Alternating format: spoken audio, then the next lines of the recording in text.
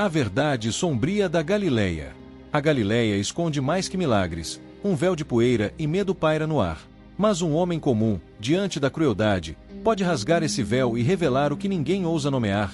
O sol da Galileia, inclemente como sempre fora desde que os mais velhos se entendiam por gente, castigava a nuca de Malachi enquanto ele remendava pela milésima vez talvez, a rede de pesca que era o sustento e a sina de sua família, uma herança de fios grossos e nós pacientes passada de pai para filho. Cada buraco uma história de peixes escapados ou de rochas traiçoeiras escondidas sob as águas aparentemente mansas do Quinere. Aquele mar de água doce que ora alimentava, ora engolia esperanças. Com a mesma indiferença azul. A poeira fina da margem, levantada por uma brisa que mais parecia o suspiro cansado da terra, grudava na pele suada, formando uma segunda camada, uma crosta de labuta e resignação. Mas não era só o sol ou a poeira que pesavam sobre os ombros de Malachi, nem mesmo o cheiro forte de peixe que impregnava suas roupas e suas mãos, um perfume áspero de vida e morte miúda. Havia algo mais, uma sombra que se estendia sobre a vila de pescadores, mais densa e fria que a sombra projetada pelo Monte Tabor ao entardecer. Essa sombra tinha nome, e o nome era Giscala. Giscala, o coletor, o homem cujos olhos pequenos e astutos pareciam calcular o valor de cada respiração, de cada gota de suor, de cada peixe arrancado das profundezas. Ele não era romano, não diretamente, o que tornava sua presença ainda mais amarga, um espinho cravado pela própria carne. Era um deles, ou assim deveria ser, mas sua lealdade a muito se vendera a quem pagasse mais, e quem pagava mais eram os que usavam sandálias diferentes e falavam uma língua dura, cheia de ordens. Naquela manhã, a sombra de Giscala se materializara de forma particularmente cruel. Seus homens, brutamontes locais com a mesma fome nos olhos do patrão, mas sem o mesmo disfarce de civilidade, cercaram a banca improvisada de Eliaú, um velho pescador cujas mãos já tremiam demais para lançar a rede com a antiga perícia. Eliaú, com a espinha curvada pelos anos e pelas perdas, a esposa levada pela febre, os filhos dispersos como sementes ao vento, havia conseguido uma pequena quantidade de peixes, o suficiente talvez para um caldo ralo e para trocar por um punhado de farinha. Malachi observava de longe, o coração apertado como um nó cego na rede. Viu a discussão, os gestos suplicantes de Eliaú, a risada desdenhosa de um dos capangas. E então, a violência fria, calculada. As cestas viradas, os peixes prateados espalhando-se pela poeira, pesoteados, inúteis. Eliaú caiu de joelhos, não para recolher o que fora perdido, mas como se o último sopro de sua dignidade tivesse sido esmagado junto com seu sustento. Ninguém interveio. O medo era um mofo que cobria tudo, invisível mas palpável, sufocando qualquer fagulha de revolta. Os homens de Giscala partiram, levando consigo não apenas o tributo inventado na hora, mas também a pouca luz que ainda teimava em brilhar nos olhos dos moradores da vila. Malachi sentiu o gosto amargo da bile na garganta. Aquilo não era lei, não era justiça. Era roubo. Era crueldade pura, desnecessária, um esporte para os poderosos entediados. A imagem de Eliaú, um monte de trapos e desespero na poeira, queimou-se em sua retina. Ele olhou para suas próprias mãos, calejadas, fortes. Mãos que sabiam o trabalho duro, a paciência da espera, a alegria da colheita. Mas para quê? Para alimentar a voracidade insaciável de Giscala e seus asseclas. Aquele dia, algo mudou dentro de Malachi. A resignação, aquela companheira antiga, começou a ceder espaço a uma raiva fria, uma determinação silenciosa que ele mesmo não sabia que possuía. O Quinere, geralmente um espelho do céu, pareceu escurecer, refletindo a tormenta que se formava em sua alma. Ele continuou a remendar a rede, mas seus pensamentos já não estavam nos fios, nem nos peixes. Estavam na injustiça que se tornara tão comum quanto o nascer do sol, tão aceita quanto a poeira nas estradas. A verdade sombria da Galileia, pensou ele, não era apenas a dureza da vida sob um sol impiedoso ou a ameaça distante de Roma. Era a podridão que brotava de dentro, dos corações de homens como Giscala, que se alimentavam da miséria alheia. E pela primeira vez, Malachi se perguntou se alguém, algum dia, teria coragem de acender uma luz naquela escuridão. A brisa da tarde trouxe consigo o choro baixo de Eliaú, um lamento que se misturava ao barulho das ondas e ao grito distante das gaivotas. Cada som parecia um prego a mais em sua consciência. Ele apertou o cabo da agulha de remendar com tanta força que os nós dos dedos ficaram brancos. A rede podia esperar. Havia outros nós, mais importantes, que precisavam ser desatados. Ou cortados. A decisão formou-se lentamente, como uma pérola dentro da ostra, uma pequena irritação que se transformaria em algo duro, talvez até valioso. Ele não sabia como, nem quando, mas não podia mais apenas observar. O medo ainda estava lá, um frio na espinha, mas agora havia algo mais forte competindo por espaço. Uma necessidade urgente de fazer alguma coisa, qualquer coisa, para que o sol da Galileia não iluminasse apenas a resignação e o desespero. Ele olhou para o horizonte, onde o céu encontrava a água, uma linha tênue entre o possível e o impossível. Talvez a verdade sombria não fosse o fim da história. Talvez fosse apenas o começo de uma luta silenciosa, travada não com espadas ou lanças, mas com a coragem teimosa de um pescador que se recusava a deixar sua humanidade ser pisoteada junto com os peixes de um velho amigo. Aquele sentimento, novo e assustador, era também estranhamente libertador. Ele se levantou, sacudiu a poeira da túnica e olhou na direção da casa de Tamar, a velha tecelã cujas palavras, raras e ponderadas, muitas vezes continham mais sabedoria do que todos os discursos dos fariseus na sinagoga. Talvez ela soubesse de algum fio solto naquela trama de opressão, algum ponto fraco na armadura de Giscala. Era um pensamento vago, uma esperança frágil como um fio de teia, mas era tudo o que ele tinha. E naquele momento, pareceu suficiente para dar o primeiro passo.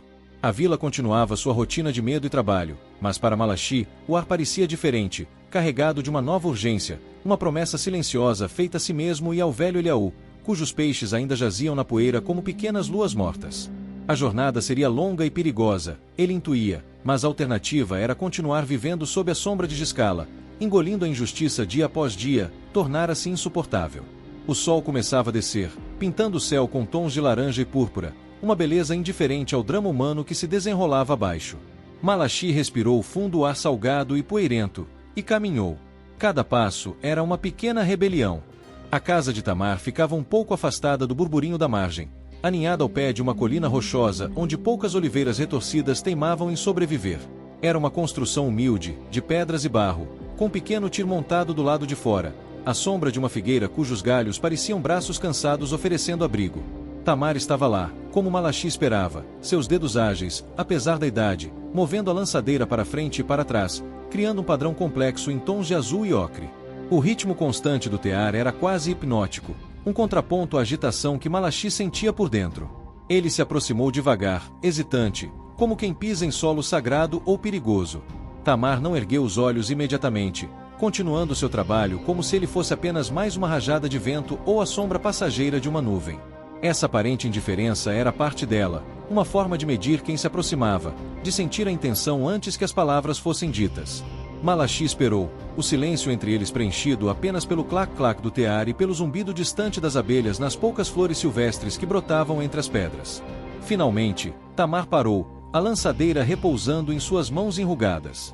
Seus olhos, fundos e escuros como poços antigos, fixaram-se em Malachi. Não havia surpresa neles, apenas uma observação calma, penetrante. O peixe de Eliaú hoje alimentou mais a poeira do que sua barriga, ela disse, a voz baixa e um pouco rouca, como farfalhar de folhas secas. Não era uma pergunta, mas uma constatação, e Malachi sentiu como se ela pudesse ver diretamente em seu coração, testemunhando a cena que ele próprio presenciara. Ele assentiu, incapaz de formular uma resposta elaborada. Giscala, começou ele, mas a palavra pareceu morrer em sua garganta, carregada de todo o peso da injustiça. Tamar inclinou a cabeça levemente, um gesto sutil que o encorajou a continuar. Ele passou dos limites. O que foi feito a Eliaú? Não é certo. A enormidade do que estava sugerindo pesando sobre ele. Falar era fácil, mas agir contra um homem como Giscala era como tentar represar o Jordão com as próprias mãos. Tamar voltou a olhar para seu tear, passando os dedos suavemente sobre os fios coloridos. A verdade é como um fio forte no meio de um tecido frágil. Puxe-o com muita força, e todo o tecido se rasga. Mas se você o ignora, o tecido apodrece de dentro para fora, enfraquecido pela mentira.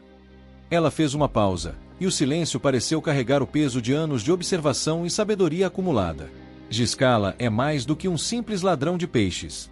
Ele tece sua própria rede, uma rede de medo e favores, e muitos estão presos nela, alguns por ganância, outros por puro pavor. Malachi sentiu um arrepio. As palavras de Tamar confirmavam seus piores temores. Não se tratava apenas de um coletor corrupto, era um sistema, uma teia intrincada de poder e intimidação. Mas o que pode ser feito? Ele perguntou, a voz quase um sussurro. Sou apenas um pescador. Minhas mãos conhecem redes e anzóis, não as artimanhas dos homens poderosos. Tamar sorriu, um sorriso breve e enigmático que não alcançou totalmente seus olhos. Até o menor dos peixes pode às vezes encontrar um buraco na rede mais forte. E as mãos que conhecem os nós também sabem como desfazê-los. Ela então começou a falar, não sobre planos ou rebeliões, mas sobre Giscala. Contou sobre sua ascensão, sobre os pequenos favores que ele devia a certos oficiais romanos, sobre os comerciantes que enriqueciam às suas custas, fechando os olhos para seus métodos. Falou sobre o armazém trancado nos fundos do mercado, onde se dizia que Giscala estocava grãos e azeite, comprados a preço baixo dos agricultores desesperados e vendidos a peso de ouro quando a escassez, muitas vezes criada por ele mesmo, apertava. Era uma história de ganância e crueldade, contada em voz baixa, sem emoção aparente, mas cada palavra era como uma pedra adicionada ao fardo que Malachi já carregava. A verdade sombria da Galileia era mais profunda e mais suja do que ele imaginara. Não era apenas a opressão visível, mas uma teia de corrupção que se infiltrava em todos os aspectos da vida da comunidade. Enquanto Tamar falava, Malachi sentiu o medo inicial dar lugar a uma espécie de clareza sombria. Ele entendia melhor o inimigo, suas táticas, suas vulnerabilidades. O armazém. Aquela informação ficou pairando em sua mente. Se Giscala estava realmente manipulando o suprimento de alimentos, isso era algo que afetava todos, não apenas os pescadores. Era uma ofensa que talvez pudesse unir as pessoas, se elas soubessem, se tivessem provas. Este armazém. Alguém já tentou ver o que há lá dentro? Tamar balançou a cabeça. Giscala guarda como um cão guarda um osso. E quem ousaria desafiá-lo abertamente? O medo, Malachi, é um ferrolho mais forte que qualquer madeira ou ferro. Mas havia algo no tom de Tamar, uma sugestão não dita, que fez Malachi pensar. Ela não estava desencorajando. Pelo contrário, parecia estar lhe dando as peças de um quebra-cabeça, deixando que ele mesmo a juntasse. Ele passou o resto da tarde ouvindo Tamar, absorvendo cada detalhe, cada nuance. Ela não lhe deu um plano, não lhe disse o que fazer. Apenas compartilhou conhecimento, a sabedoria de quem observa o mundo com olhos atentos e coração sofrido. Quando o sol começou a mergulhar atrás das colinas, pintando o céu com as cores do crepúsculo, Malachi se despediu. Sentia-se exausto, mas também estranhamente fortalecido. A conversa com Tamar não havia dissipado a escuridão, mas acendera uma pequena chama em seu interior, uma ideia frágil, perigosa, mas talvez, apenas talvez, possível. Ao caminhar de volta para a vila, ele olhou para as casas modestas, para as pessoas que se recolhiam após um longo dia de trabalho. Muitos deles sofriam em silêncio, como Eliaú. Muitos deles temiam Giscala. Mas se soubessem a extensão de sua traição, se vissem com os próprios olhos a prova de sua ganância. O pensamento era audacioso. Envolveria riscos enormes. Giscala não hesitaria em esmagar qualquer um que o ameaçasse. Mas a imagem de Eliaú e as palavras de Tamar sobre o fio da verdade ecoavam em sua mente. Ele chegou à sua própria casa, uma cabana simples perto da margem. Sua esposa, Sara, o esperava com um olhar preocupado. Ela notara sua agitação durante todo o dia. Ele não lhe contou tudo, não ainda. Não queria sobrecarregá-la com seus medos e seus planos incipientes.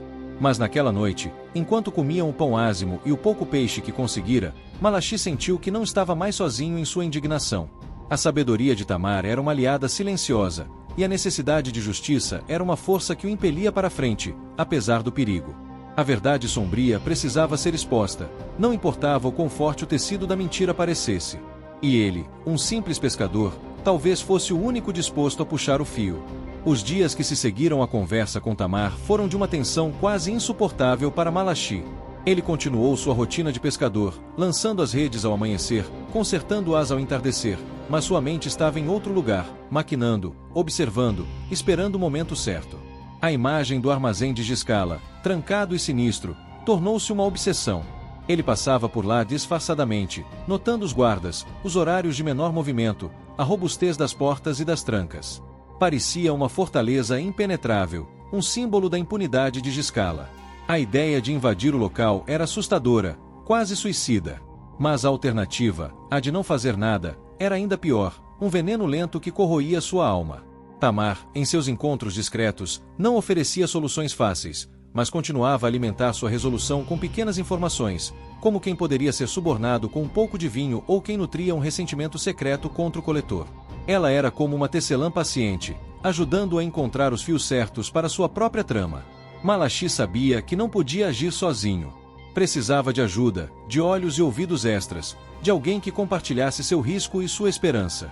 Ele pensou em outros pescadores, homens igualmente oprimidos por Giscala, mas o medo era um laço forte. Foi então que se lembrou de Iona, um jovem carpinteiro conhecido por sua habilidade com fechaduras, e por uma certa audácia juvenil que ainda não fora completamente esmagada pela vida. Iona devia um favor a Malachi, desde que este o ajudara a consertar seu barco após uma tempestade. Com muita cautela, Malachi abordou Iona, não revelando tudo de uma vez, mas sondando, testando as águas. Para sua surpresa e alívio, Iona não apenas ouviu com interesse, mas também demonstrou uma raiva contida contra Giscala, cujo pai também fora explorado pelo coletor. Juntos, os dois começaram a planejar. O plano era arriscado, beirando loucura: entrar no armazém durante a noite, não para roubar, mas para abrir as portas e revelar ao povo o que Giscala escondia. Eles precisariam de uma distração, de uma noite escura e de muita coragem.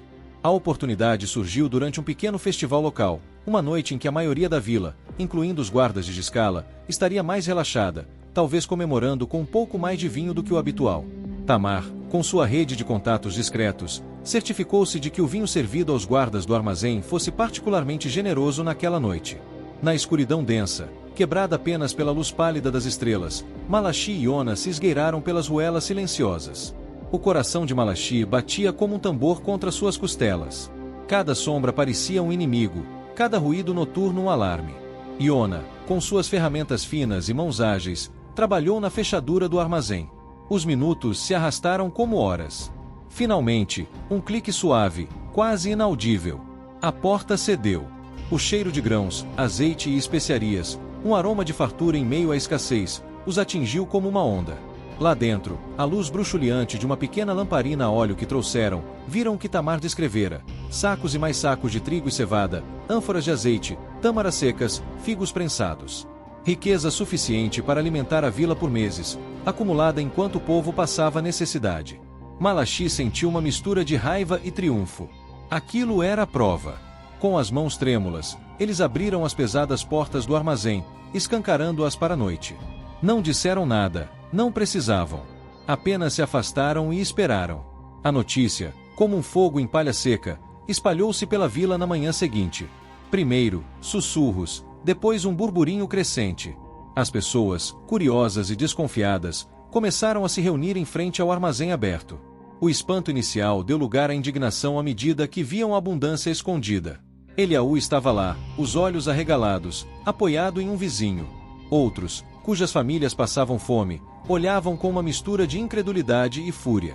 Giscala chegou, alertado por seus guardas ainda sonolentos e confusos. Seu rosto, normalmente arrogante, empalideceu ao ver a multidão e o armazém exposto. Ele tentou gritar, ameaçar, mas sua voz foi abafada pelo murmúrio crescente da multidão. Pela primeira vez, Giscala pareceu pequeno, vulnerável. Não houve violência, não houve saques. Apenas o peso do olhar coletivo, o julgamento silencioso de um povo traído. Alguns anciãos da vila, encorajados pela evidência inegável e pela mudança no humor popular, decidiram levar o caso a um oficial romano de passagem, conhecido por ser um pouco mais justo, ou pelo menos abertamente corrupto que os outros. A investigação que se seguiu foi lenta, mas a pressão popular e as provas eram irrefutáveis. Giscala foi removido de seu posto, suas posses confiscadas. Parte dos bens do armazém foi distribuída entre os mais necessitados. Não foi uma revolução, nem o fim de todas as injustiças. Roma ainda estava lá, e outros Giscalas poderiam surgir. Mas para a pequena vila de pescadores, foi uma vitória imensa. A sombra de Giscala se dissipara. Malachi não se tornou um herói aclamado. Ele e Iona mantiveram sua participação em segredo, sabendo que a discrição era a melhor forma de segurança. Mas quando ele caminhava pela margem, via um brilho diferente nos olhos das pessoas.